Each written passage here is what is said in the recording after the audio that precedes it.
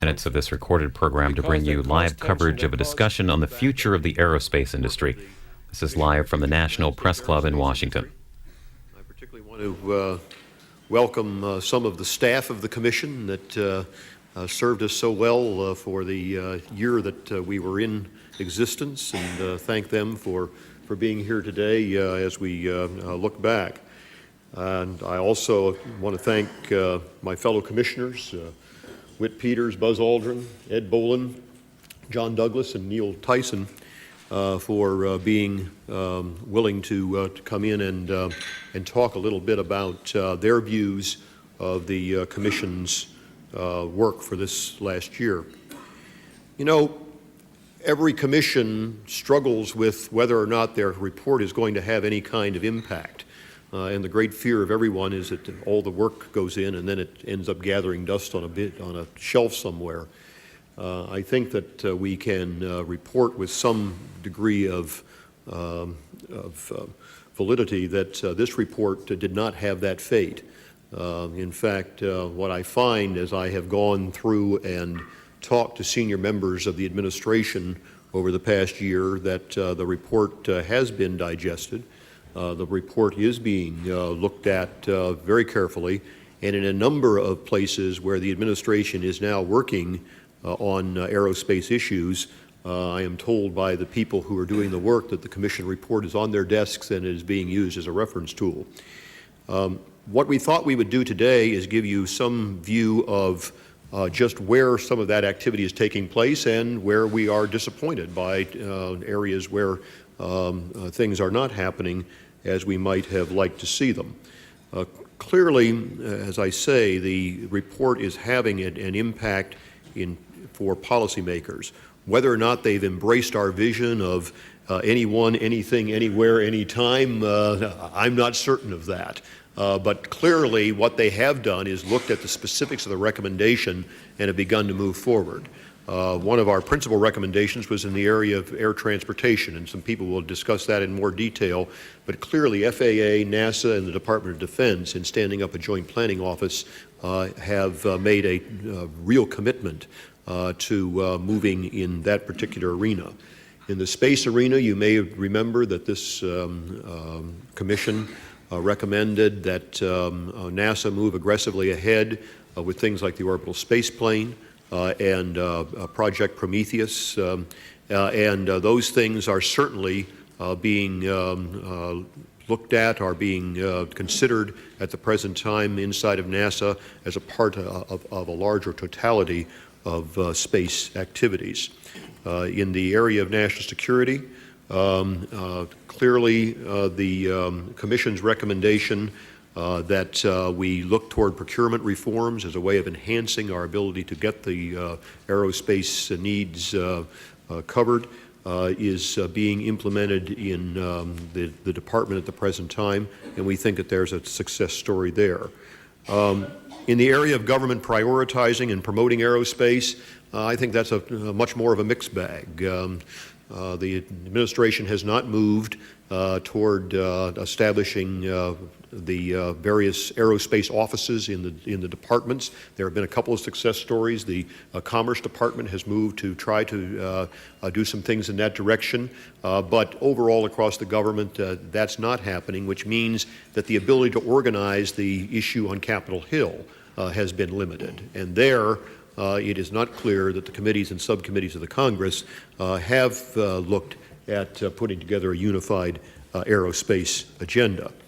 In the arena of export controls, there is a lot of activity inside the administration at the present time toward trying to deal with export controls, but I personally find it disappointing that we're a year out now and we still have not had the kind of reform of policy that allows our products to be more competitive overseas.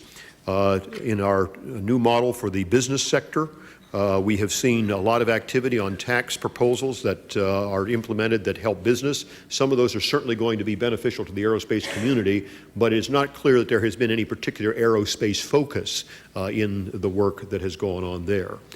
In the workforce area, I found a good deal of enthusiasm at the Department of Labor for moving ahead on some of the items that we brought forward.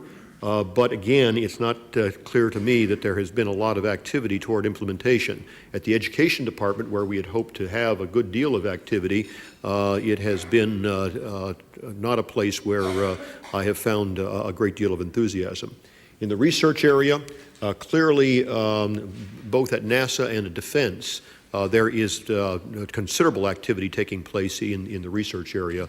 And when you look at the National Aerospace Initiative at the Department of Defense, if you look at some of the work that DARPA is doing, you find a great deal of activity in those arenas. And so if you put it all together, the Commission report certainly has had an impact. And part of our work, we have thought, was to make certain that that impact continues to be felt. Again, this group of commissioners has committed itself to that over the past year. A lot of us have been out doing panels and doing presentations to make certain that people are aware of what the Commission has done. A couple of us have joined the Aviation and Space Engineering Board, Ed Bolin and I, at the National Research Council. The importance of that is, you'll remember that part of what we had said that we wanted to have happened after the report was done was to make certain that somebody went back and looked at it. And one of the places we suggested was the National Academy of Science. Well, while that is not directly taking place, what has happened is that the Aviation and Space Engineering Board has taken this on as one of its goals and has in fact included now a couple of commissioners to see to it that the report is kept alive inside the context of what the National Research Council does. Some of us are going out to speak to the Defense Manufacturing Conference this week. And again, it's an attempt to assure people that we are continuing to work to have this happen. What I'm going to do is introduce in turn my fellow commissioners who are here. Again, thank them for taking the time to be with us today and ask each of them to reflect a little bit on some of their areas of interest in the report and where they think we are a year later. And I'll begin with my distinguished Vice Chairman, the former Secretary of the Air Force, Whit Peters.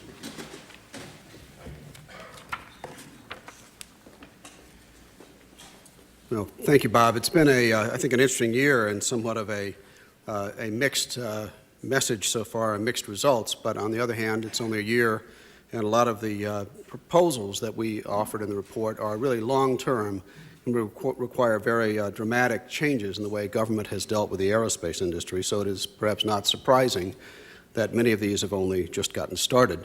The area on the Commission which I spent a lot of time on was national defense. And as you may recall, the report pointed out the precarious state of the aerospace industry as we enter this second century of flight.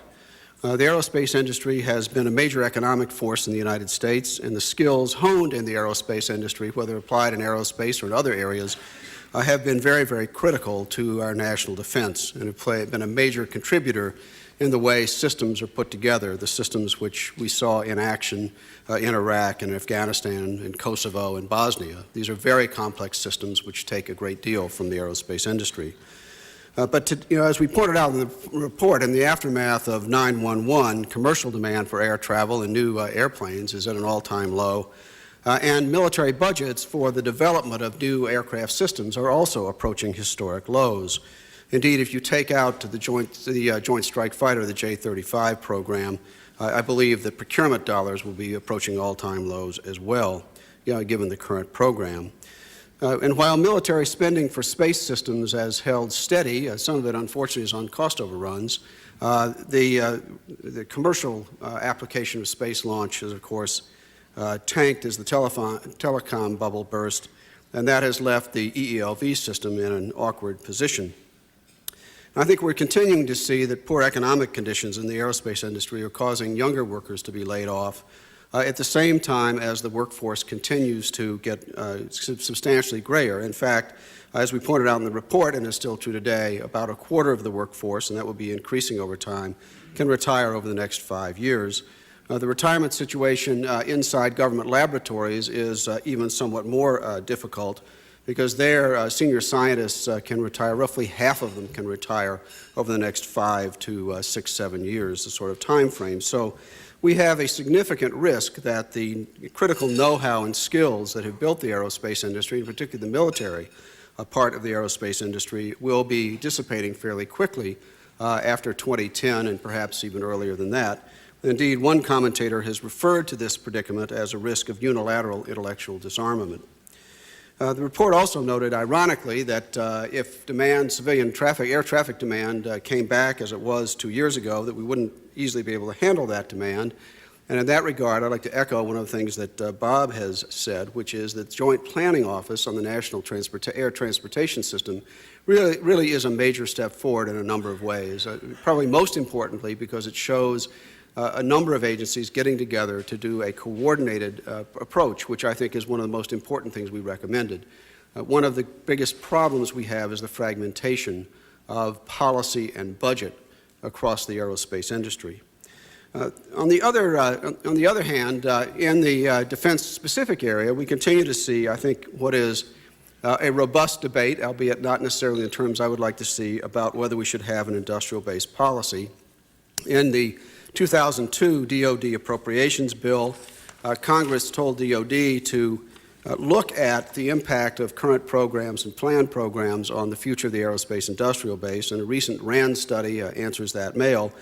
That study concludes that given the current program in the Future Years Defense Plan, that the military demand for Boeing products will not support Boeing's fixed-wing design teams beyond 2006 or 2007. Similarly, Northrop's design teams, while in slightly better shape, will also have insufficient cash to support them somewhere between 2008 and 2010.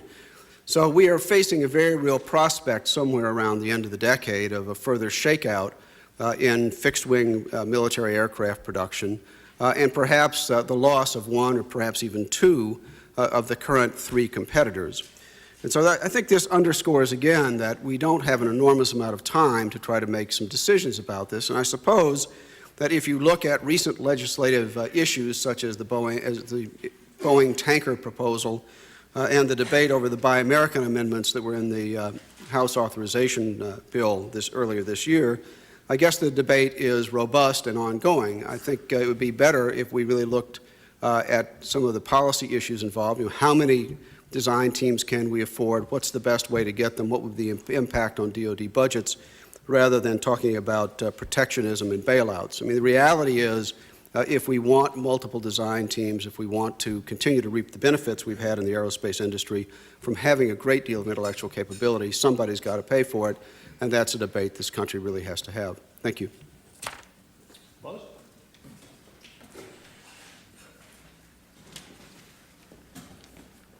Thank you very much, Bob, and all the other commissioners, and thank all of you for coming out today. I apologize for reading my remarks. A lot of times I speak and it's for entertainment and it drags on, and I want to stay within whatever limits we are. So in the years since the Commission's report was issued, much has happened in the space industry, including the loss of Columbia and China's first human space mission. The Columbia accident and the Columbia Accident Investigation Board report that followed have without a doubt been the most important event leading to a number of congressional hearings on the state of NASA and the need for a new goal in space. In its call for a new space goal for NASA, the CAB echoed the call made by the Commission in its report for a new space imperative to revitalize America's space industry. But it's very important to recognize that, as the Commission showed in its report last year, the crisis in American space policy is not restricted to NASA. NASA's problems are but one symbol of a much wider decline in the American space industry, a decline that is endangering America's leadership in space. It's critical that the entire industry, and not just NASA, become the focus of efforts to revitalize America's space program. Beyond NASA, America's commercial space industry is still declining. Loral is on the verge of bankruptcy, while other commercial space firms continue to lose market share. The percentage of American commercial launches as a share of the world launch market has continued to decline. Last summer, Boeing withdrew the Delta IV from commercial service due to lack of demand, being unable to compete with lower-cost foreign launchers. Forecasts of demand for other American launch vehicles also continue to be revised downward. This is already having an impact on the federal budget in the form of major increases in the EELV program costs for the USAF, increases resulting from the disappearance of commercial markets for it to foreign competitors. Despite the continued decline of the American space commerce industry, nothing substantial has been done to date to address the underlying issues of the lack of market for domestic launch services. This includes solving the problem of ITAR crippling the American satellite industry and the creation of incentives for the commercial launch industry. Although the recent congressional hearings on suborbital space launch and the FAA willingness to create a favorable regulatory environment for suborbital space launch are hopeful signs, more needs to be done to reverse this decline and create additional incentives for American space commerce. Wall Street alone will not be able to reverse this decline. Government must execute its role, creating a new business environment for America's space industry. This new model, as the Commission's report recommended in Chapter 7, should be driven by increased and sustained government investment and the adoption of innovative government and industry policies that stimulate the flow of capital into new and established public and private companies. Much has been written on the aging of the space shuttle fleet, but the aging problems are really those of the orbiter element, not the large external tank or the huge solid rocket boosters. However, aging is not limited to the shuttle. America's entire launch infrastructure, including a large percentage of the nation's launch pads, support facilities, and range tracking safety systems, is decades old, deteriorating rapidly, and in critical need of modernization. The Commission felt that responding to this deterioration was so important, it even issued an interim report in June 2002 highlighting it, yet little has been done to address that subject. The aging of the space workforce was also identified as an issue critical to sustaining America's leadership in space. But again, little has been done to seriously address this issue. As the Commission's report noted, the need to create and implement a national strategy to preserve the nation's space workforce is critical. America needs to stimulate young people to gain the education needed to replace the rapidly aging workforce. The nation must also stabilize funding for the space industry in order to provide these workers with some level of assurance that stable employment can be had in an industry dependent upon federal procurement. Finally, a new space vision is needed that will motivate the best and the brightest to pursue careers in aerospace, as Apollo did for much of the current aerospace workforce. Finally, the report called for a unified space policy that would allow the United States to boldly pioneer new frontiers in aerospace technology, commerce, and exploration. Although it appears that a multi-agency task force may now be developing a new space goal for NASA, it's essential that any goal selected goes beyond a new goal for NASA and instead heeds the Commission's call for a new space imperative to reverse the decline of America's entire space industry. There's little evidence, however, that just a new space goal for NASA, as outlined in the Columbia Accident Report, will serve to stimulate the entire industry. Yet, if today's space industry is to have the capability to support any new space goal for NASA, it too must be revitalized. Apollo succeeded because America's entire space industry was ready for the challenge, developing new market stimuli for space commerce and investing in the modernization of the nation's launch infrastructure will be a first step into assuring the success of any new space goal for NASA. In this, the Wright brothers' centennial year, it is well to remember it took only 65.5 years to go from Kitty Hawk to the first lunar landing, following the imperative of faster, higher, further. In the 31 years since Apollo 17, Americans have not ventured beyond Earth orbit and are unlikely to do so for perhaps another decade or more. Even if the decision was made today, America has gone from absolute dominance in commercial aviation and space markets to a nation whose industries are struggling to survive against foreign competitors who recognize the importance of leadership in aerospace. This decline must be reversed if America's space industry is to grow again. If American leadership in space and the resulting global admiration of our society is to be preserved for a new generation.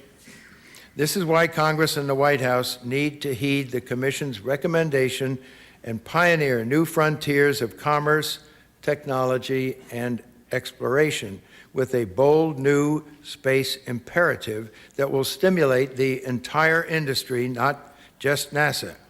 The creation of a new and commonly accepted nationwide space vision is the best hope for reversing the decline of America's space industry by creating new markets for space commerce, new potential for space exploration and discovery, and inspiration for a new generation to reach for the stars. For my own part, for about the last 6 months, I've been working on a conference called The Next Century of Flight Space Imperatives, and this is going to take place on the 18th of December in the Reagan Trade Center. It's co-sponsored by Aviation Week, and we hope to look at the past, the future, the pathways to get from where we are to where we'd like to go in the future, and then discuss implementing the space imperative. Thank you for your time.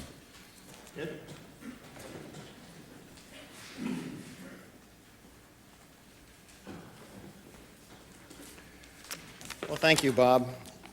As a member of the aviation industry, I primarily focused my attention with the Commission on air transportation issues. Most of those recommendations are found in Chapter 2 of the Commission report. What I'd like to do today is take a moment to remember why we made the recommendations we made in Chapter 2, where we are with those recommendations, and where we hope to go. The recommendations related to Chapter 2, improving our air transportation system so that Americans could enjoy enhanced mobility, world-leading mobility, and that our country could accept the benefits that flow from that, was an issue that was of primary concern to, I think, all of the members of the Commission. It was a primary issue because we had lived through the summer of 2000 when aircraft delays were a major problem, and it was beginning to impede our economy, and certainly following the 9/11 attacks, where we saw air transportation grounded and understood that security issues were going to forever alter the aviation industry as we know it. We were also dealing with a very difficult financial market for commercial aviation.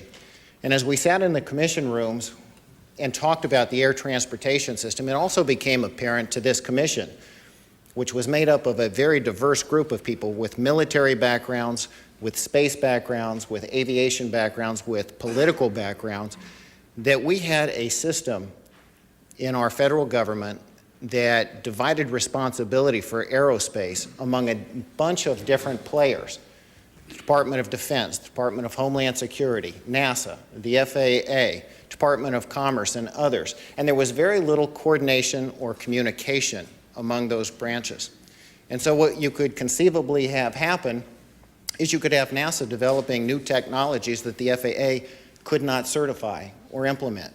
That you could have FAA coming up with new equipment that they wanted to have mandated for capacity purposes while the Department of Homeland Security was looking at something they wanted for security purposes. And because they weren't talking, you could have multiple mandates on an airline industry that could barely afford to survive until the next day. And of course, there was the Department of Defense, someone who participates in the air traffic system, someone who has tremendous technology, tremendous record of implementing technology, but not necessarily participating. So one of the key recommendations of the Commission on Aerospace was the development of a joint program office to develop the next generation air transportation system. And there was a lot of concern as we wrote this Commission report on how the federal government would react to that. Would Congress listen? Would the executive branch listen? Or would everybody pull in their horns, close ranks, and try to continue the status quo? And I'm pleased to report that in probably no other area have we seen quite as much enthusiasm, both by Congress and by the executive branch, as we have seen in this particular area. Congress has held a number of hearings on this particular issue, the Joint Program Office, and ultimately passed legislation that became final about 10 days ago, the FAA Reauthorization Act, which makes the Joint Planning and Development Office a reality. Now, as enthusiastic as Congress was about it and as quick as they were to act, they frankly were behind the federal government. The executive branch got very excited about this very quickly too. The FAA and the Department of Transportation have taken a leadership role in this area. Secretary Mineta has already begun hearings, interagency hearings, and was able to attract secretaries, deputy secretaries, NASA and FAA administrators, all there to participate. So I think when you look at what is going on in this area of a joint planning program office, it is very encouraging. We see that the initial steps are being taken. The office is developed. Congress has come back and made it a law.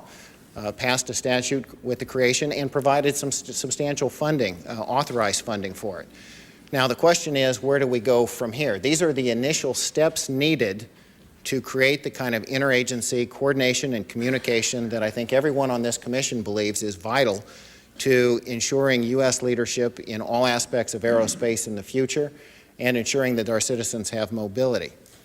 I think that the big question for us going forward is, can we take the initial steps that we have today and keep the momentum going?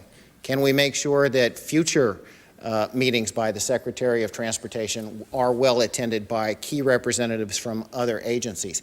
Can we institutionalize the Joint Program Office so that it becomes something that really transcends the personalities of today or even the administrations today?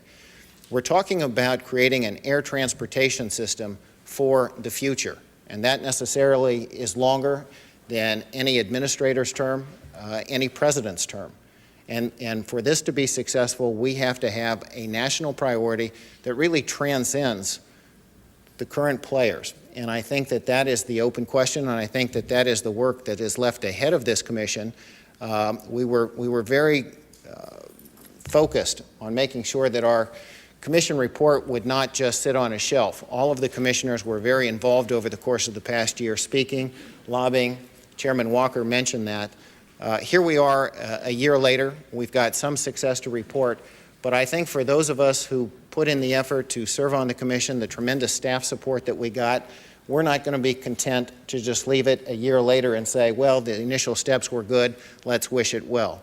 I think that we're all going to have to be involved trying to institutionalize the Joint Program Office to make it something that does last and shape the future of air transportation in the United States. As I said, I think that that's one of the real tremendous successes of the Commission on Aerospace.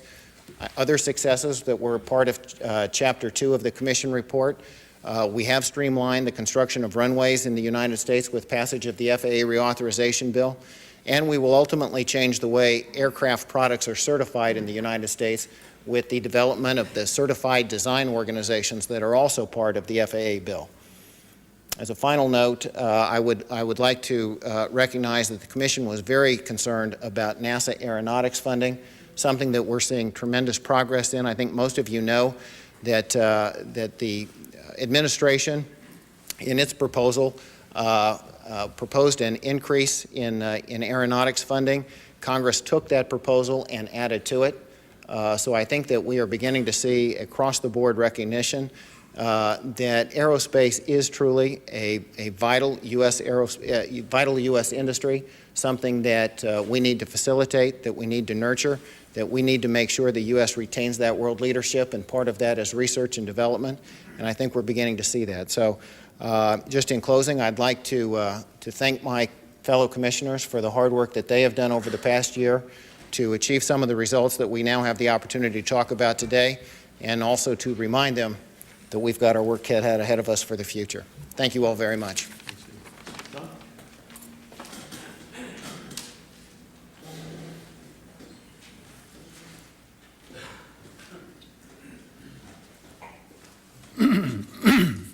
I want to add my thanks to those of the other commissioners for all of you coming out, and for my colleagues as well for coming out. When you look at a document like the report of the commission, I think one of the ways that you can measure it is to let a little time go by and then pick it up and reread it.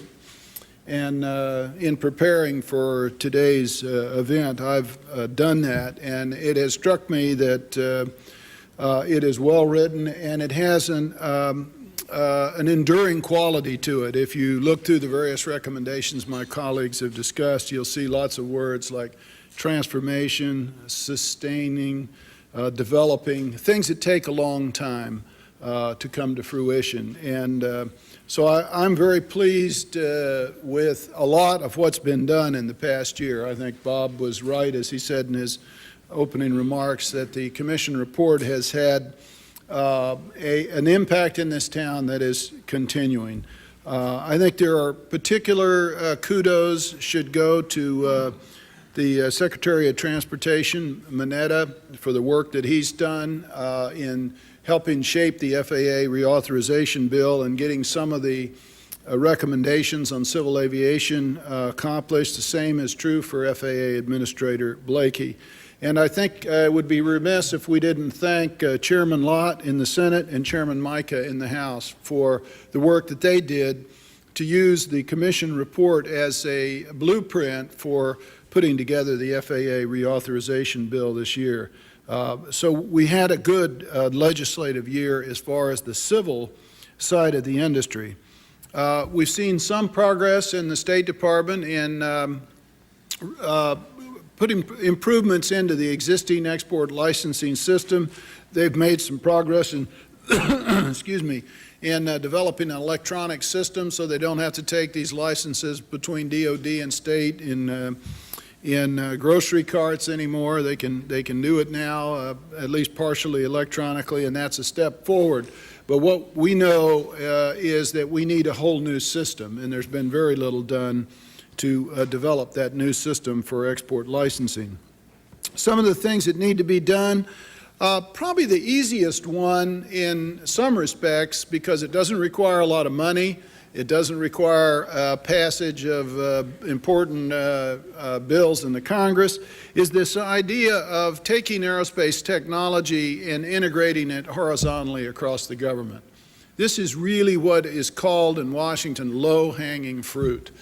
We could do a lot more to take the huge engine of technology that exists in the Department of Defense and use that technology on the civil side. I think we could do a lot more in the Congress by having the various subcommittees meet, and indeed I would encourage them to look strongly at the recommendation in the Commission report on creating some joint committees on aerospace. These things can be done at very little cost, and they yield enormous results in coordinating the activities of multiple federal agencies. I want to echo Ed's comments on the work that's been done on revitalization of the National Air Traffic Control System. The Transportation Department and the FAA have moved out on this. They've created what they call a joint planning office. The point that I think needs to be emphasized is that the Commission call for a joint project office. And the difference between planning and project is implementation. And we're hoping that we're going to see this planning office turn into a project office so that the things that they plan can actually get implemented.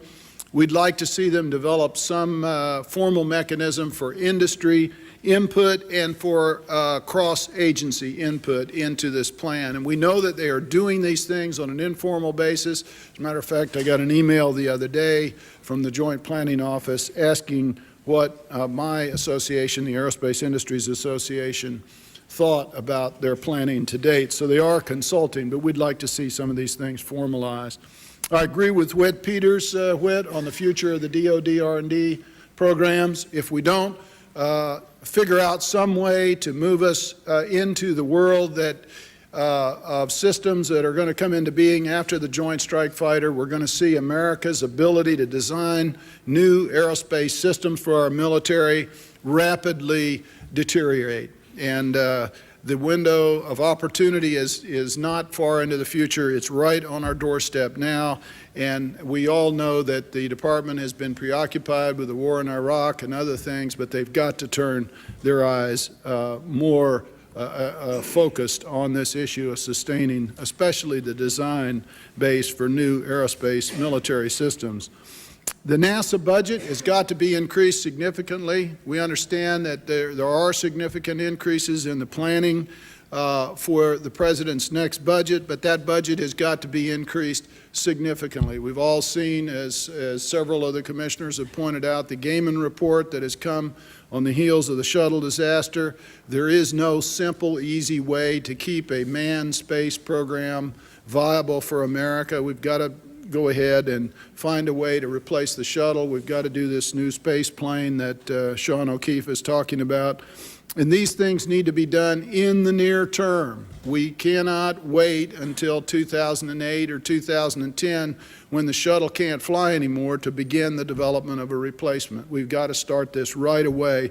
And this is probably one of the single biggest monetary things that needs to be done in the near term to keep America's aerospace industry viable in the long term. My organization, AIA, has developed a second 5-year R&D plan, which we're going to recommend to the administration that covers the years 2004 to 2008. And we're calling for about a $38 billion increase over that 5 years, over and above the last Bush budget. And we hope that some of this money will appear in the next budget and Congress's reaction to it. On the workforce issues, I would commend to you Tom Buffenberger's statement that Tom couldn't be here today, but he issued a statement, and he has pointed out that more work needs to be done to coordinate the federal commitment to maintaining a trained workforce for America's future. And I agree with Tom. This is another area where you can accomplish a lot without spending much money, and that is coordinating the needs of the Department of Defense, NASA, the FAA, and what industry needs for the future with our great academic institutions in the United States that produce the trained people for the future. Finally, export licensing, as I mentioned, has got to get fixed. We're not going to be able to use military technology on the civil side unless we have a coherent export licensing policy. We can no longer continue to issue thousands and thousands of licenses each year for nuts, bolts, and washers just because the nuts, bolts, and washers were somewhere at some time used in both a commercial and a military system. We've got to fix the tax issues. Several of my commissioners mentioned there has been tax reform over the last year, but none of it focused on aerospace. And the one that we need most of all is the FISC ETI issue to be resolved. As many of you know, the WTO has a sanctions case against the United States brought about by our European colleagues. This could result in billions of dollars of sanctions against the United States, and we need to get that resolved. Finally, the Commission called for the creation of an aerospace policy by the federal government. Not much has been done on that, but we're hopeful We understand that either the President or the Vice President are going to go down to Kitty Hawk on December the 17th. Our ears are tuned to this. This is a wonderful opportunity for the President or the Vice President, whoever ends up going down there, to celebrate the 100th anniversary of powered flight in the United States, to lay a vision for America's future. And I think if they are going to do that, there's no better place to find that vision than in this Commission's report. Thank you, Mr. Chairman.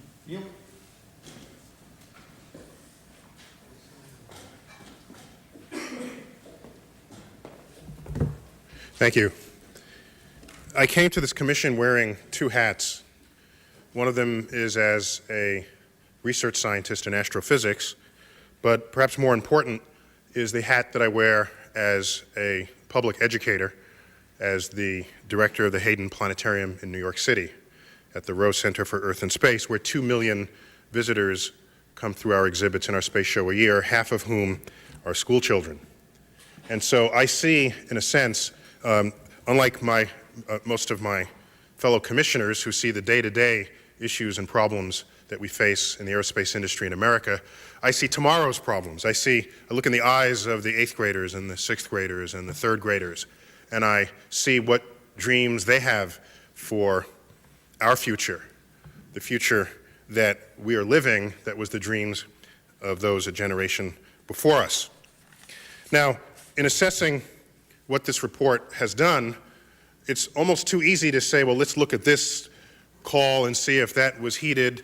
I want to say something else about the report. A report can do more than that. It can actually lay a landscape.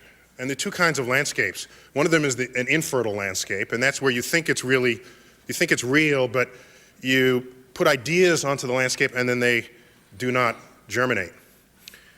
My reading of the news and of actions in Congress and of policy panels tells me that, in fact, this report set up a fertile landscape, a landscape produced by a bipartisan panel, this commission, that allows subsequent debate to land somewhere, to then not dissolve away, to grow from that point.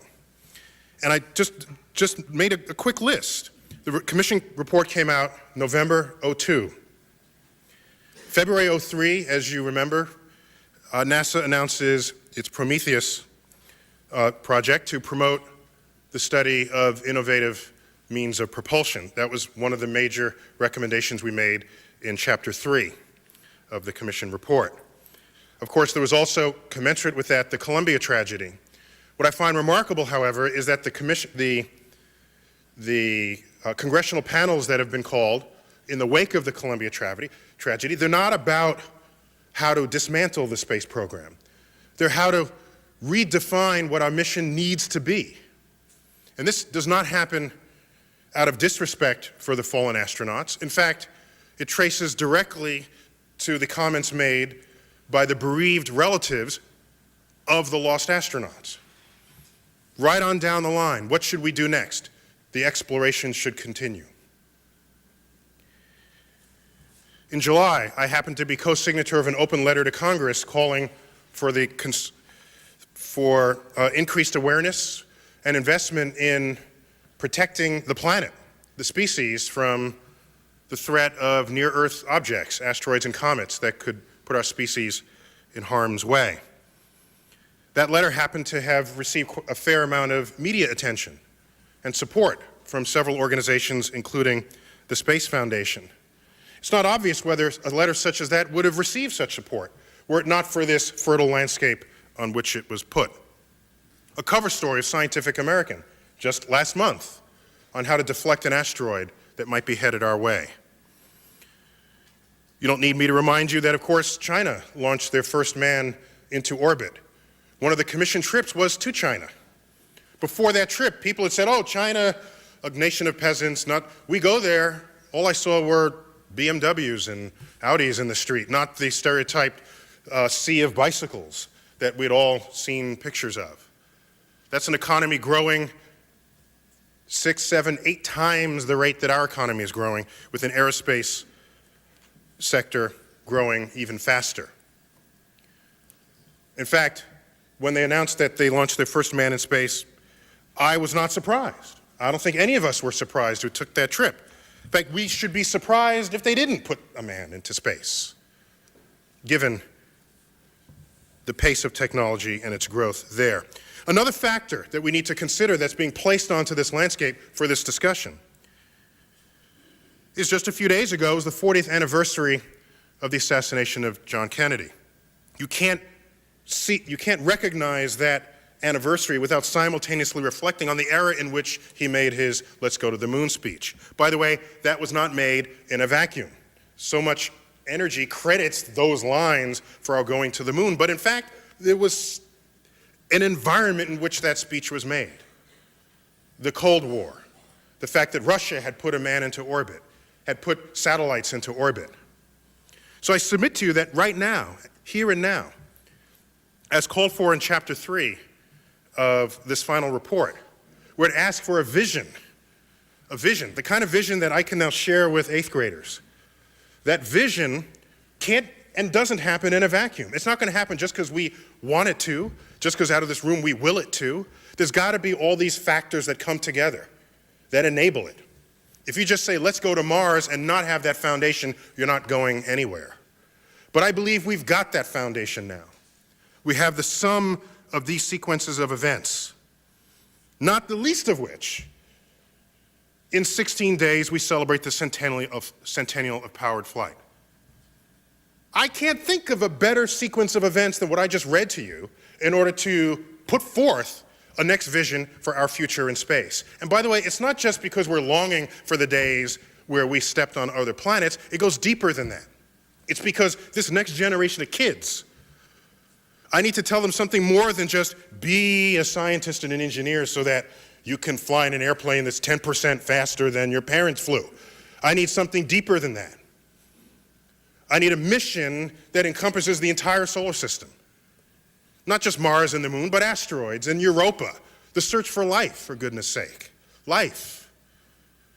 These are the forces that are all working together that tell me that, in fact, we did something good here.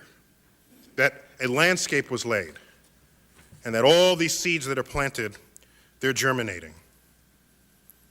And I see firsthand that public support for cosmic discovery has never been greater. In just a few weeks, we're going to land on Mars. We got 2 space probes landing on Mars. Just a month ago, we were a little bit closer than average to Mars. On planet Earth, our phones were flooded with inquiries. Just about that simple fact. I tell you that if we don't take advantage of this confluence of events, with the Commission report as its landscape, I worry that there may not be another time to pull this off, another time that we can set our future in space. And then, what do I tell the kids then?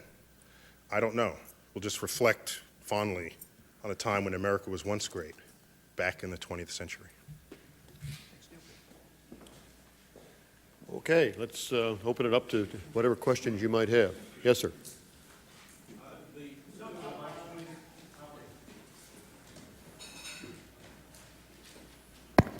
For one camera. The sum total of your recommendation seems to be that the government should be doing a lot more of what the government used to do a lot more of. But beyond that, how do you create a market for commercial airplanes and space satellites when those industries have tanked? How do you get U.S. Airways or Dish TV to buy American when they can buy? Anymore, you can get Walmart to do that. And in terms of what defense technologies are applicable to other government departments, I'll bite. What defense technology would work for the Securities and Exchange Commission or the Department of Agriculture or the Federal Reserve? Ed?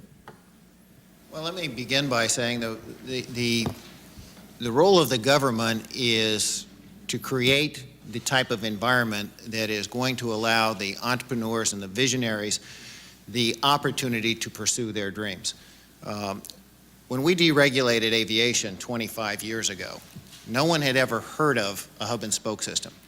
Nobody had heard of low-cost carriers. Nobody had heard of regional jets and point-to-point service. No one had heard of fractional ownership. We really hadn't heard of overnight cargo delivery. But what the Herb Kelleher's and Bob Crandall's and Fred Smith's and all those people saw was an infrastructure that was robust and dynamic enough for them to say, I'll bet we could operate it this way. And they've been able to do that. One of our concerns as a commission is we are beginning to see that trail off. We're beginning to see where airplanes have more capability than they're allowed to deploy, where they fly slower and less efficiently than they ultimately can, because we have a system that doesn't allow them to take full advantage of their capabilities. So what we were trying to do was to create an air transportation system that would allow people to think of new vehicles, new operating models, that would then be able to offer the public a stronger mobility. You can get from point A to point B faster or cheaper than you can today. And we know that the history of man suggests that mobility is something that people always demand more of. So if we can create a system that allows the dreamers to create the type of airplanes that can then use their full capabilities and deliver on that, we believe there are markets out there.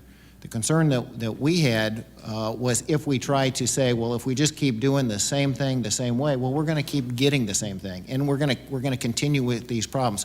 What we wanted to do as a commission was free that up, free up the system to accommodate people going from different places than they do today in different types of aircraft and different vehicles. And so I think the thought is there is an underlying demand for mobility.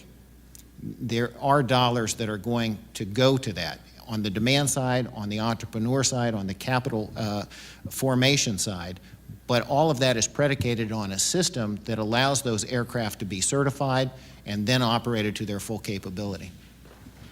John, did you want to make a comment? Yeah, I was just going to say the real answer to that question is what can we do to create markets is innovation, and that is putting a better product out there on the market.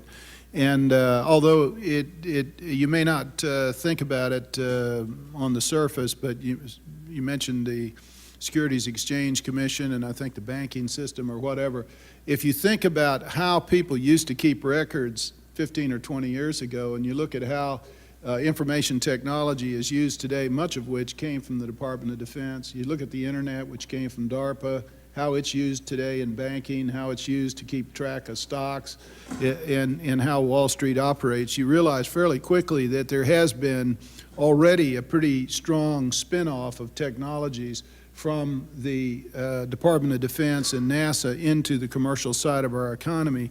The point is, we could spin off even more if the departments would work together more carefully, and if the committees that do the markups on the Hill would work together. Bob and I have often commented that the Science and Technology Committee staff and the Armed Services Committee staffs almost never meet to compare their markups. That's something I realized when I was one of the staffs in charge of the technology for the Senate Armed Services Committee. Just simple ways of saying, here's the kind of technology we're investing in, what are you investing in, yields enormous synergistic effects. We don't think that government necessarily has solutions, but we think that government has a foundation to set that assures that the solutions can be found inside the markets in the future. Yes, over here. Hi, Nathan Hodge of Defense Week. It would be very difficult to talk about the future of the U.S. aerospace industry without talking about the future of Boeing. Would any of the members of the panel be willing to talk about the current tumult at that company? John? Well, that's probably I'm one of the more appropriate ones to talk about that, since Boeing is a member of the Aerospace Industries Association. You have to kind of start from the fact that Boeing, in many ways, is the heart and soul of the American aerospace manufacturing industry. And I think what you are seeing here is that their team has gotten together in light of recent events and are trying to replan the future of the company. In asking Harry Stonecipher to come back, they have picked a person that has impeccable credentials in terms of working across a broad spectrum of the industry, from a young physicist, right on up to being chairman of McDonnell Douglas before Boeing and McDonnell Douglas went together. So I think while they don't share all of the logic of their decision-making with their industry association, we look on these moves as from a whole as an important thing, and clearly Boeing is reaching back to pick up a person to run the company that has impeccable credentials. Yes, sir. Well, I want to follow up along on that. What impact, though, do you think the Boeing scandal, for want of a better word, wrapping up everything, what impact that might have on the whole industry in terms of fallout by way of increased regulation from Congress and the Pentagon about post-employment contacts? Just the whole fabric of oversight that you and collegiality that your commission and your AIA has tried to foster over the last decade. Might this be an industry-wide setback if the fallout is seen as systemic of a wider problem? Well, one of the things we all know if you are in this town for a long time is these issues run in cycles. And when you have an event occur that people are concerned about, generally it does lead to a heightened awareness, especially in the Congress. And I've been told there might be some hearings next year on some of the issues that arose out of these recent developments at Boeing. In general, though, the industry has made very large progress over, let's go back to the Packard Commission, for example, when the industry really took a very insightful look inward to itself. And so I think there probably will be some increased scrutiny. I will say this, and Bob, you may want to comment on this as well, and or Whit, because all of you have served in these capacities. The confirmation system that we have today within the government for its senior officials has gotten more and more and more difficult over the years. So if you make it so hard that a person can't move from industry into the government and then back into industry in a reasonable way, what you do is you cut off an enormous amount of talent that's able to serve our government. And as we all know, in any administration, geez, I don't know, Bob, how many confirmable appointees are there? Probably 7,000, 8,000 or something like that? I'm not certain it's that high, but It's it's a about large 3,000. number, and 3,000, the fact that maybe one or two get involved in a situation like this, and I think in this most recent one, the person involved wasn't even in a confirmable position. There is a danger of overreaction, and we in industry and as taxpayers and Americans certainly don't want to see some overreaction to this event. And then I think the other thing that needs to be said is that none of us are privy to all of the details of this most recent event, so it's very difficult to make an insightful statement based on just, the two or three things that have come out in the press. One other reaction I might give to you is I think that Congress will see this in part as a validation of some of the work that they've already been doing in corporate governance. That what you may see here is one of the outcomes of the new laws and the new concentration on corporate governance. I mean, here a company has stepped up and taken some very, very important steps, and it certainly is befitting of some of the new climate that exists inside the corporate world. I sit on a couple of corporate boards. I know we're very concerned about issues and activities as they arise related to government contracting or related to our responsibilities to the SEC and other places. I think this is a part of kind of that climate that presently exists in the corporate world. Could you address that? Right back here. Your service that's been involved, your former service. The Defense Industry Initiative that arose out of the procurement fraud problems of the early 80s has been a very strong initiative among defense contractors now for, I think, over 15 years.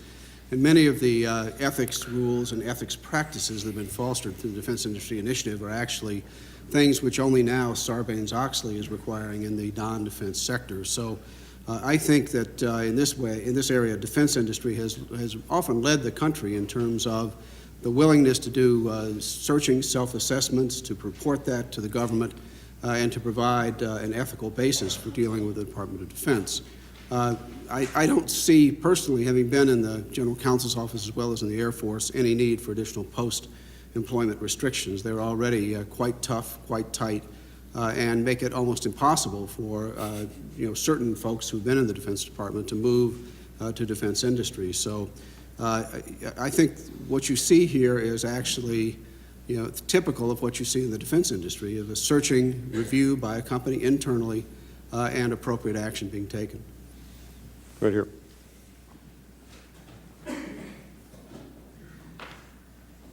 One of the Commission's concerns was the export restrictions. It seemed to me that in the year since then it's gotten worse. That they, particularly the addition of that the one little chip that it's in every airplane, and the kickback we got from the EU and WTO on some of the attempts to protect our industry. It seemed like we've gone backwards rather than forward on the export issue.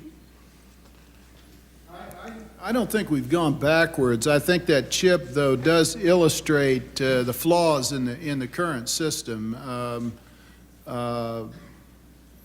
Clearly, we're involved now in a problem with that chip, that we have to get a license for every single airplane that has that in its backup navigation system. I've been told that there's really no way you could take that chip out of an airplane. I mean, if somebody was going to go to the expense of buying an airliner to get that chip, that seems to me to be a kind of a very costly way to get technology. But even if you did that and you took it out, it would probably destroy the chip. So I think that chip is a good example of how the current system doesn't work. But we have made some progress in trying to make the process involved in the current system work a little faster, and I think the administration needs to get some credit for that. But I must say that I'm concerned about the climate on Capitol Hill that suggests that, for instance, the way of protecting your national defense is to simply freeze your technology inside your borders and not have an international context for what you're doing. I think what our commission saw over a period of the year that we studied is that that's exactly the wrong prescription. That in fact our ability to sell our products into world markets in fact enhances our defense and enhances our ability to keep suppliers in this country that are vitally needed. And that's I think where the big concern is. Yeah, over here. Heidi Wood isn't here, so I may as well ask Mr. Douglas. One of the things you talked about in the report was urging a review of the policy regarding domestic and international business combinations. What changes do you think have you seen within DoD, specifically the Industrial Policy Office, toward getting to that goal or getting to that recommendation? Since the commission report came out, there hasn't been any big transatlantic international consolidations that I know of. You hear rumors from time to time, but I think because of the debate that occurred this most recent cycle on the defense authorization bill, primarily based on the Buy America legislation, the Defense Department will probably now go back and relook at its industrial-based policy. The Commission, in fact, urged them to do that anyway for the reasons that Whit pointed out, that we need to, instead of trying to wall up our technology and think of ways to keep it from the rest of the world, we need to sort of innovate faster than the rest of the world does. And that involves more R&D money and a more coherent export licensing program. I think the place where you're likely to see the breakthrough is because of the problems being faced in the commercial airline industry. I think that there's likely to be a more activity toward trying to get foreign investment into domestic airlines in the future than we've seen in the past, and that's where some of the breakthrough may come in the industry. Yeah. I'm going to have to disagree with the chairman about transfer of technology. Now, I've been reading the annual reports. Is this a press question? Yeah, this question. I've been reading the annual reports of the Boeing company for a number of years, and they very proudly, in their annual reports, talk about joint manufacture of planes, particularly in the last few with China. I think that China, in these joint ventures, does a lot of the fuselage work.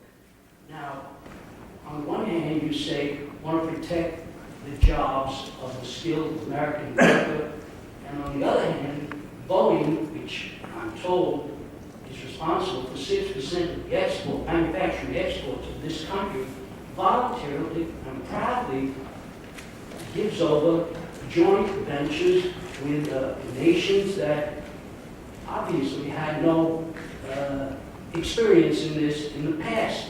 Now, aren't you working at cross purposes? They say in the holy text that from your own loins your enemy comes. Bob, let me, Yeah, sure. There's a very fairly easy way to understand this.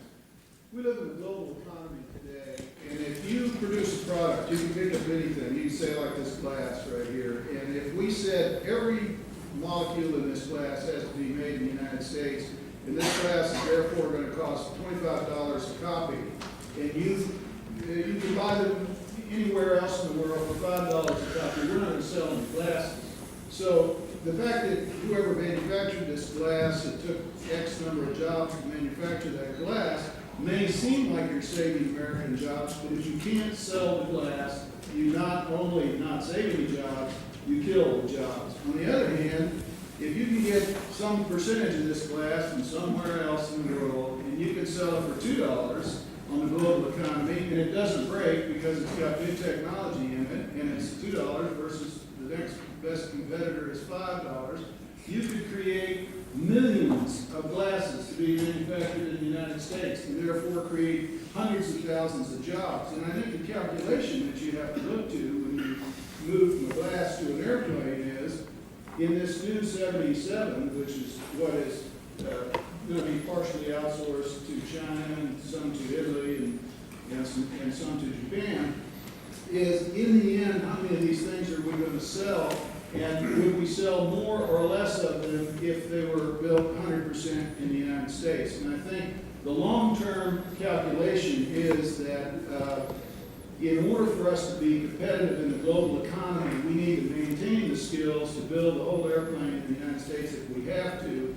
But as we produce these systems, we need to be intelligent in bringing in manufacturing where the thing will be sold, so we can sell lots of them around the world. And I'm fairly certain that we haven't crossed the Rubicon in terms of outsourcing to other countries of subsystems that will put us on the negative side of that.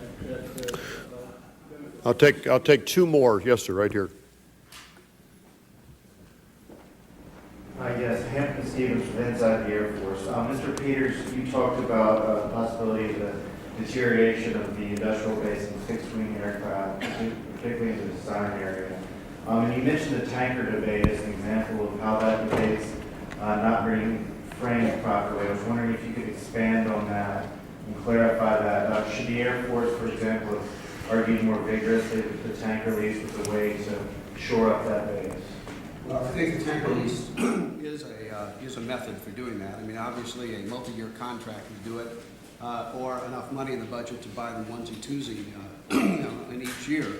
I think the point is that there is a need for work to be placed into the aerospace industry by DoD. The existing design tasks, basically are funded, in the case of Boeing, only out through 2006 or 7 in an amount that is enough to keep major design teams together.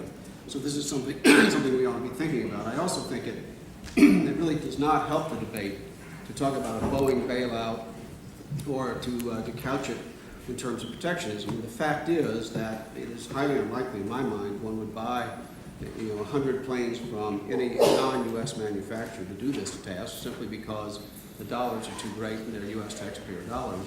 And second, it seems to me that we, in terms of need, the need is not only the fact that there are 700 tankers that are about 40 years old and older, But the need is also to have real work going to an industry that is in very poor economic conditions at this point, simply so that in the event that we want to do something else in 2010, there's an opportunity to choose between manufacturers. As things stand today, I'm sure there will be more work from somewhere, but the problem is really vexing. The current Future Years Defense Program is primarily in the Joint Strike Fighter. If you take that out, there are very few dollars going to the Northroops and the Boeings of the world.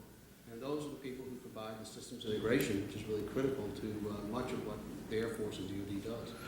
I'm going to take one last question, and then what we'll do is some of us will hang around here if you need to talk to us. Yes, back here.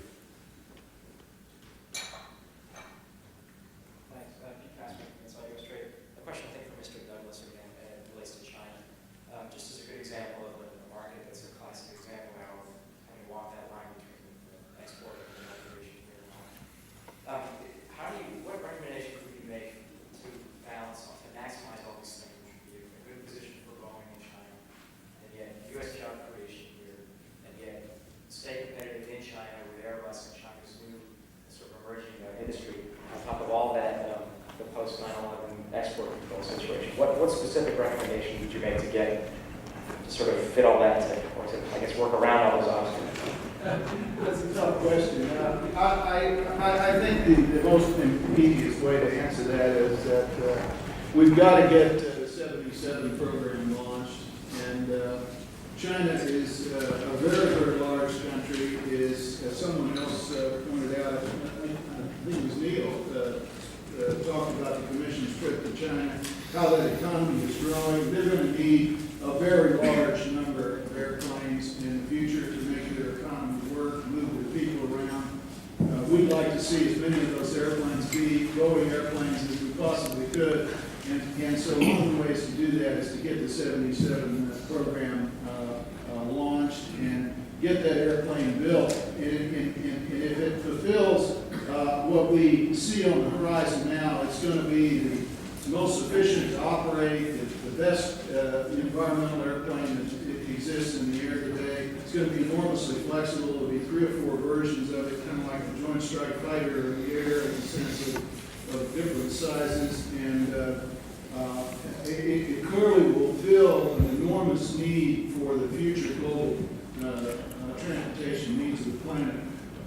And the Chinese now are a very high percentage of the total population of the human species on the Earth, and they're going to need those airplanes, and we want to see them be Boeing airplanes if we can. And the way that we'll make it is by producing an airliner that is more efficient and cheaper to produce and cheaper to operate than anybody else in the world. And I think that's what you're going to see with the 77. Yeah, working out that policy is extremely important. When we were in China, one of the things we heard was that the Airbus people in marketing to China were not only marketing the Airbus, but they were also marketing their Project Galileo, which means that in the end, what they were going to market was their whole air traffic management program. All of that is a part of American technological leadership that we stand to lose if we don't, in fact, participate actively in that marketplace. And it seems to me that any policy going forward has to assure that the United States can remain active in one of the biggest growing markets in the world. Thank you very much, folks. We appreciate your coming out today.